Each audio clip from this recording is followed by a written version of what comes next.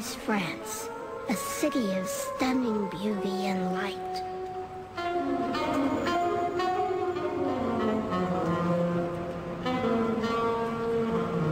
But underneath Paris, there is a darker world.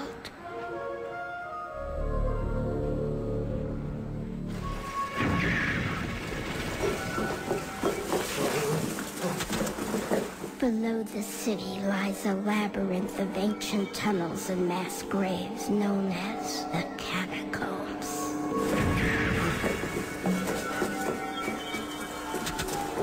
Dangerous and largely unmapped, the Catacombs have been sealed off to the public for decades. It is down here that a video camera containing mysterious footage was discovered.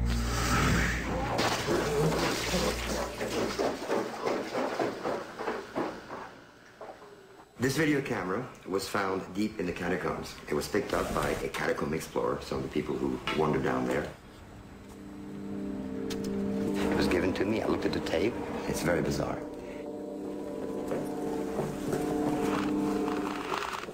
It's a point of view shot. A point of view shot is somebody just walking forwards with the camera. So basically he's filming what he's seeing very deep inside the catacombs. Other than the point of view shots are pictures of bones. Human bones. In 1785, millions of bodies were exhumed from Paris cemeteries and dumped into the catacombs. This person occasionally stops and he photographs bones, often in the shape of an arrow. These arrows point in a direction. Occasionally also he stops to photograph roomfuls of bones, which means that he's very, very deep inside the catacombs. What happened to him? Nobody knows. Filmmaker Francis Friedland was determined to solve the mystery of the lost catacombs explorer. I mean, there are 400 miles of tunnels like this. So I brought the tape to a cataphile, an urban explorer. Cataphiles are strange people. They're people who have this passion for the catacombs. These people go down there to find new passages, new entries, new bones. Lézard is probably the person in Paris who knows the catacombs better than anyone. So according to Lézard, the person was not someone who knew his way around. My intention right now is to go down with a still photographer, Vincent, a friend. I'm also going to take an excellent sound man, Francis, to spend some time in the catacombs and try to solve the mystery.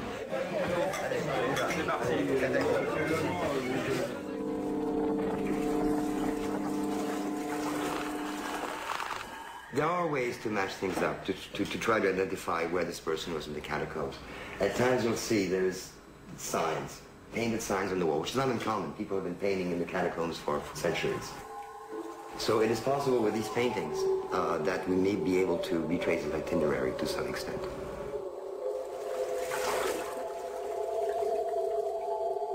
After about 40 minutes of these point of view shots and these pictures of bones, the person begins to walk faster and faster. Then he begins to run.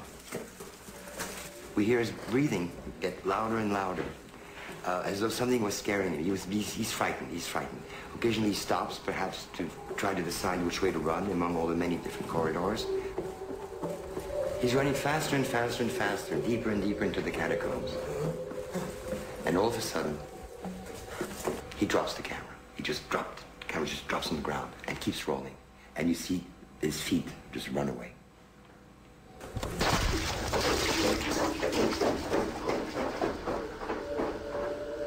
And it keeps rolling until it runs out of tape.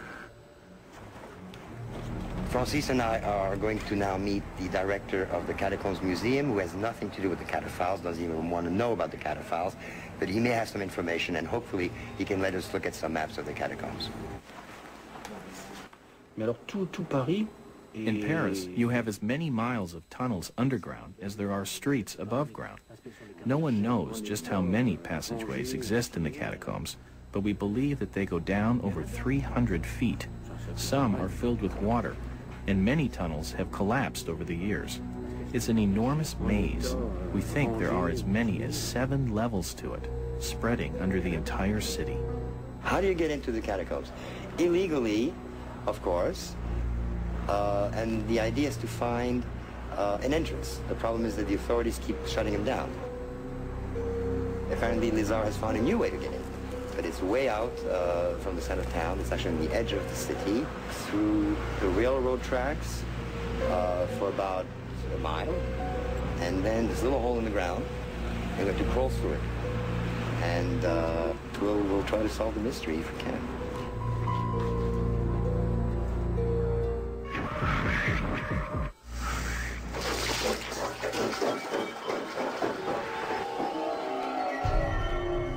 This anonymous videotape was discovered deep in the catacombs beneath the streets of Paris.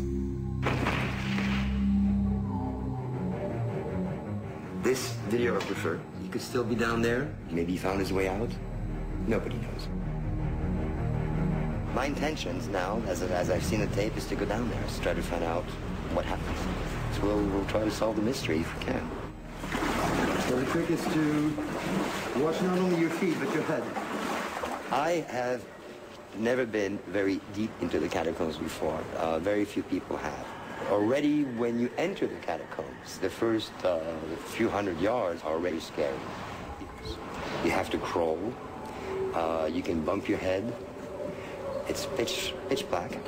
You trip upon rocks, holes. You can fall pretty deep. There are 400 miles of tunnels within the catacombs. Many of these passages lead to lower levels.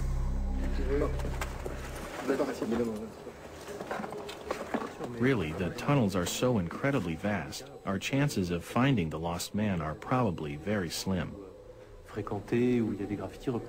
But we do know by looking at his video that he got as far as these lower levels, where we are now.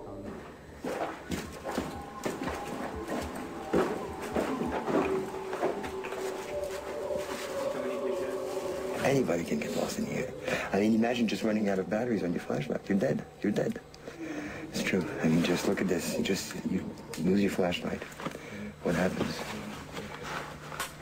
We're finished. We're dead.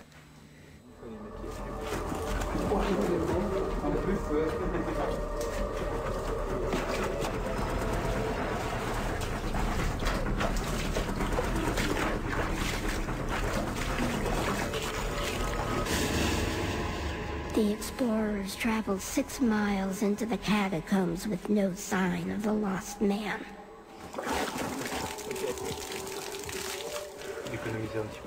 This is my own opinion, but this is far too deep for an amateur to be messing around. He must have lost his way down some passage and died. After 6 hours, the group was exhausted and running low on batteries. Francis decided to abandon the search.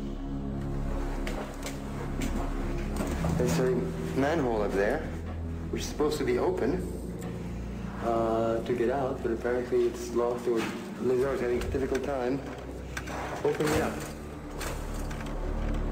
We're going to have to backtrack and walk back the 5 or 6 miles that we had coming here. That would be hours and hours and hours.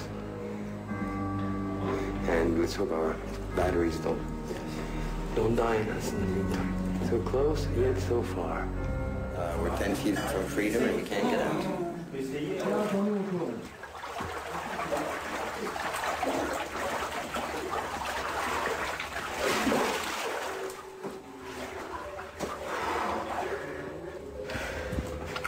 It's about 60 feet from here to the street. Well, it looks like a manhole. There's no way to get out of there. You have to be a mountain climber to get out of it.